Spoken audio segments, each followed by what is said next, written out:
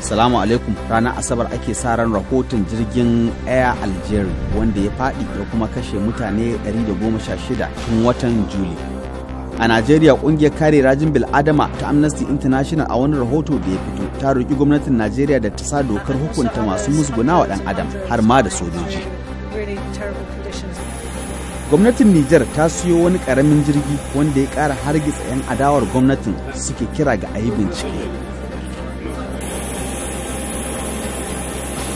A can Saliyo kuma ana shirin rufe kasar ta kwana 3 a lokacin da ma'aikatan lafiya ke kokarin ilmantar da jama'a akan hadarin cutar Ebola da amfanin ware wa'anda ke da ita a guri daya. Daga ƙarshe a Sudan ta Kudu wani ɗalibi ya kera wani ƙaramin jirgi kuma yana bayyana fatansa na zuwa makaranta ya koyi aikin injiniya. Assalamu alaikum.